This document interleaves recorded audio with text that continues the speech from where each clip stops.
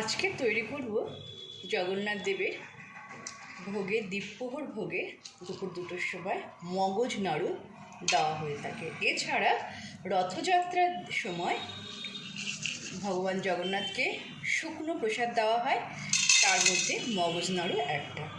আমি প্রথমে প্যান গরম করে নিয়েছি, তার মধ্যে লবঙ্গ, এলাচ আর গোলমরিচটা জাস্ট একটু টস করে নেব। এরপরে এটা একটা ফাইন পেস্ট বানিয়ে নেব। মগজ নাড়ু বানাবার জন্য আমরা নিয়েছি আটা, ঘি, আর এখানে রয়েছে আমার মিছরি গুঁড়ো।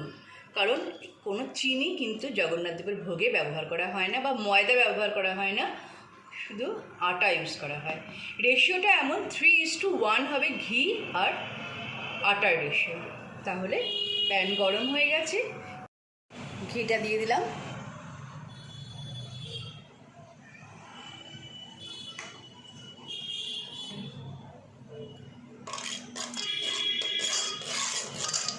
পুরোটাই কিন্তু একদম সিমে করতে হবে।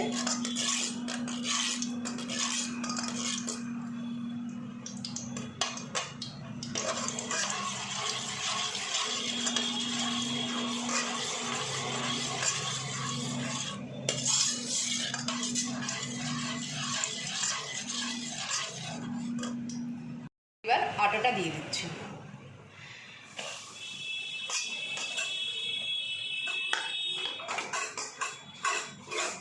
ভালো করে আটার সাথে ঘিটাকে মিশিয়ে নিতে হবে। এই সময় মশলাটা দিয়ে দিচ্ছি, দিয়ে আবার ভালো করে নাড়িয়ে নিচ্ছি। মেশাতে হবে সম্পূর্ণভাবে। মিষ্টির গুঁড়োটা আস্তে আস্তে করে দিয়ে দিচ্ছি।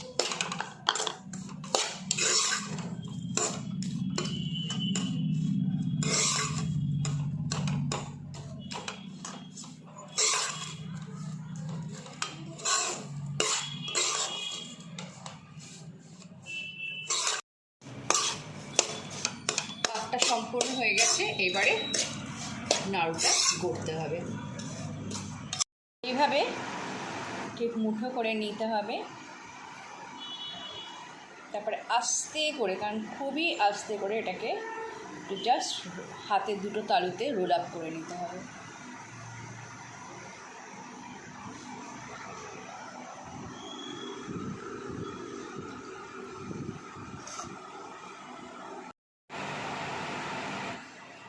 এইভাবে মুঠো আবারও করবেন।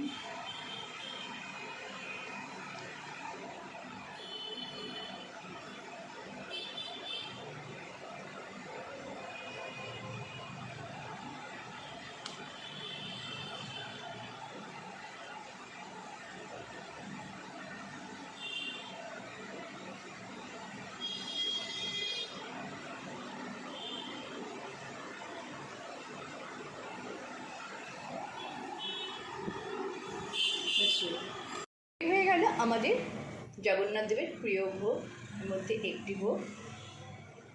আপনারা অবশ্যই এটা বাড়িতে বানিয়েবেন রথের দিন, এবং আপনারা বাড়িতে কিন্তু এটা গোপাল ঠাকুরকেও দিতে পারেন। আর তারা আসছি নতুন ভিডিও নিয়ে। ততক্ষণ সুস্থ থাকুন, ভালো থাকুন এবং রথযাত্রায় খুব আনন্দ করুন।